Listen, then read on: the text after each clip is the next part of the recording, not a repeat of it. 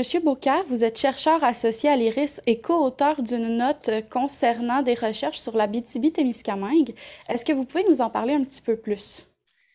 Oui, dans le fond, on a été contacté pour faire une étude sur l'accès aux soins de santé en Abitibi, déterminer s'il y avait des problèmes d'accès. Et donc, ce qu'on a déterminé en ce moment, c'est qu'il y a d'énormes problèmes d'accès aux soins de santé en Abitibi qui sont répartis de manière différente à travers la région. Donc, par exemple, on peut prendre l'exemple de la population qui va chercher des soins en Ontario. On remarque qu'en 2019, il y a à peu près 2400 personnes en Abitibi-Témiscamingue qui sont allées obtenir des soins en Ontario. Mais de ce 2400-là, il y a 80 qui viennent de la MRC de Témiscamingue. Donc, on parle d'à peu près 1800 personnes du Témiscamingue qui ont dû aller obtenir des soins en Ontario parce qu'ils étaient incapables d'obtenir ces soins-là dans la région en tant que telle. Donc, ça nous donne une idée à peu près de la difficulté d'accès aux soins de santé en Ontario, en Abitibi-Témiscamingue, mais ça se répercute à travers la région aussi. Je pense que vous avez été directement mis au courant de cette réalité-là. Il y a eu des énormes coupures de services, eu des fermetures il y a eu des fermetures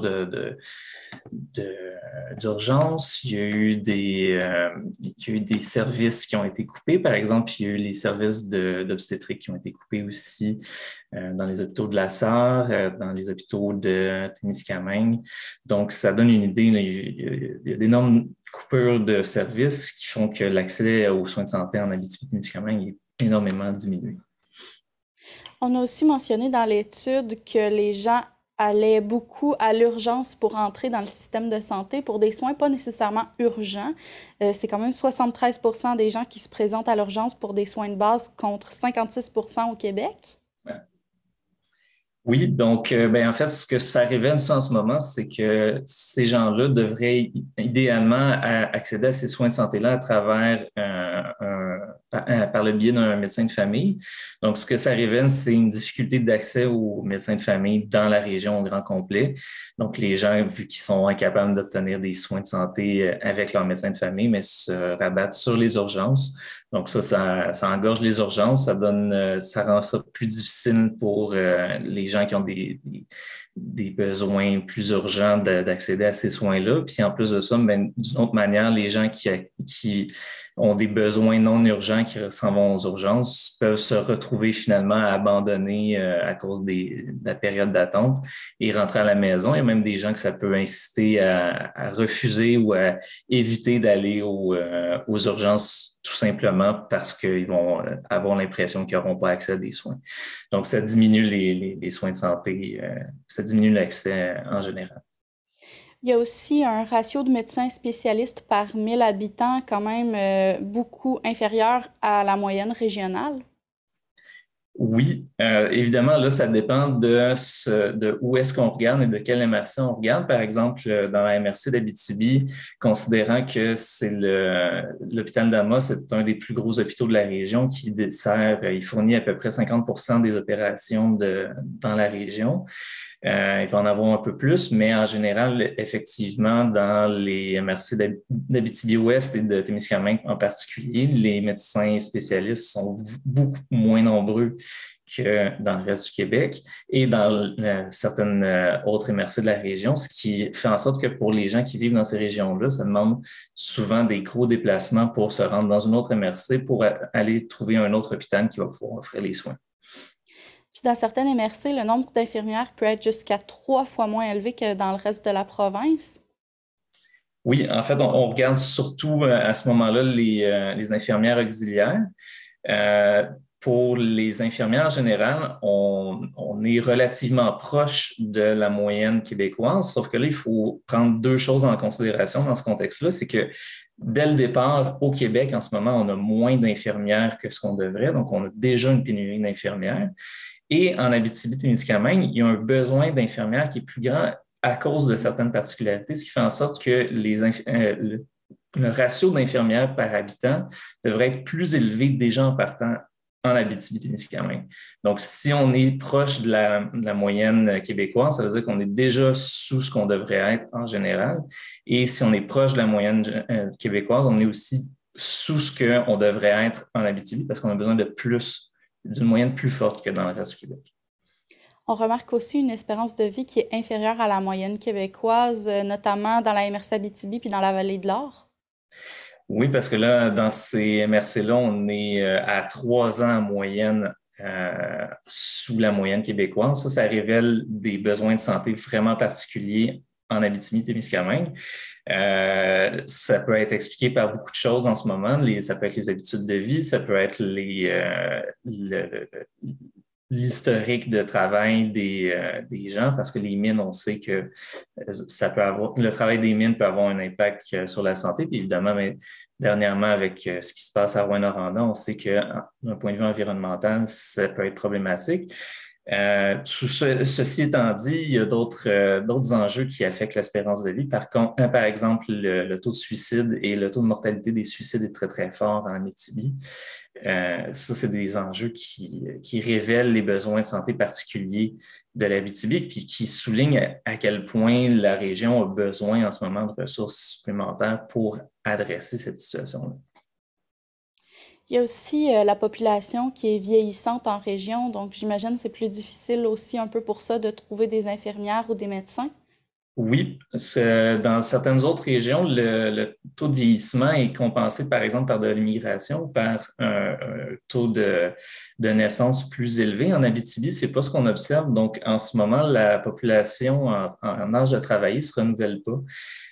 Donc, d'un côté, oui, le vieillissement vient amener des besoins de santé supplémentaires parce que la population plus vieille a besoin de plus de soins de santé. Puis de l'autre côté, ben, il y a plus de renouvellement de main-d'œuvre. Donc, on n'est plus capable de s'occuper de ces gens-là dans le niveau qu'on aurait besoin. Donc, oui, ça vient rajouter une autre situation particulière. Dans la note, il est aussi mentionné que ce qui cause en partie ces problèmes-là, c'est la situation démographique et géographique de la région. Pouvez-vous nous expliquer un petit peu c'est ce que ça veut dire? Oui, ben en fait, la région d'Abitibi est une des moins populeuses du Québec, mais en même temps, elle est une des plus grandes en termes de surface. Donc, ce qu'on se retrouve à avoir, c'est une population qui est répartie dans des petits villages un peu partout et c'est une population qui est très peu dense. Donc, pour compenser cette situation-là, on a on a plusieurs installations, par exemple des hôpitaux, mais surtout des CLSC. Par exemple, l'Abitibi, c'est la région au Québec qui a le plus haut taux d'hôpitaux par habitant. Le problème avec ça, c'est que plus on a d'installations, plus on a besoin de gens pour les fournir, pour les activer. On a besoin de travailleurs pour travailler puis pour remplir les quarts de travail nécessaires. Ce que ça fait avec ça, c'est qu'on a besoin d'une plus grande proportion d'employés de la santé par habitant pour desservir les petits villages. Donc, c'est une des raisons pourquoi on a besoin de plus d'infirmières par habitant au Québec, en Abitibi que dans le reste du Québec. Même chose pour les médecins de famille. Un médecin de famille va souvent être restreint ou être situé dans un petit village. Ce médecin-là va pouvoir seulement desservir une population limitée. Ce n'est pas tout le monde qui va se déplacer sur des centaines de kilomètres pour accéder à un médecin de famille. Donc, ça donne un bon exemple. Sinon, on peut prendre l'exemple aussi des ambulances. On a, à certains moments, avec les coupures de service en ce moment en Abitibi, on parle d'à peu près 5 ambulances une pour chaque MRC, mais 5 ambulances pour un des territoires les plus grands de la province de Québec. Donc, c'est quelque chose qui est relativement problématique en soi. Puis c'est quoi les conclusions à la fin? Qu'est-ce qu'on dit qu'il faudrait peut-être faire pour régler ces situations-là?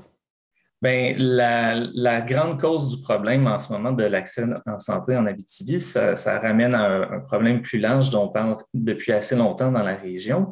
C'est le problème de la pénurie de main-d'œuvre. Puis ça, ce problème-là, il prédate la crise de la COVID, parce que déjà en 2019, on observait qu'il y avait des problèmes d'accès aux soins de santé. Il y a plusieurs des notes, des statistiques dans l'étude qu'on va publier ce jeudi qui datent d'avant la pandémie.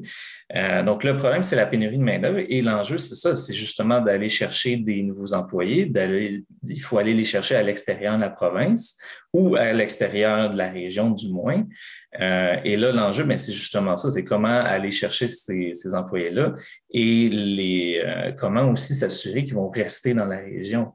On sait que dans la municipalité de La Sarre, dernièrement, il y a eu une grande séduction qui a un financement qui a mené à offrir des bonus à des nouvelles infirmières qui accepteraient de venir s'installer dans la région. Ceci dit, ces bonus-là dépendent du fait que ces infirmières-là restent 2 ans à l'hôpital de La Sarre, ce qui est bien, sauf que ce genre de situation-là, d'un, ne peut pas être élargi nécessairement. Puis ensuite de ça, après ces 2 ans-là, ce n'est pas des garanties que ces gens-là vont rester sur ce territoire-là. Donc, il faut trouver des manières de rendre l'installation en Abitibi-Témiscamingue plus intéressante pour des gens qui viennent de l'extérieur. Puis, il faut aller plus loin parce que là, on sait que depuis plusieurs temps maintenant, le gouvernement offre des bonus aux infirmières. Ces bonus-là, mais ils peuvent être intéressants jusqu'à un certain point. Donc là, il faut peut-être commencer à trouver de nouvelles manières d'intéresser les gens à venir. Par exemple, on pourrait penser à offrir des logements à ces gens-là. Ça, c'est une option qui pourrait être intéressante. Parfait. Ben, merci beaucoup d'avoir été là. Est-ce que tu avais quelque chose à rajouter? Non, je pense qu'on a fait le tour. Merci beaucoup. Merci pour l'invitation. Mais ça fait plaisir. Merci, au revoir. Merci, au revoir.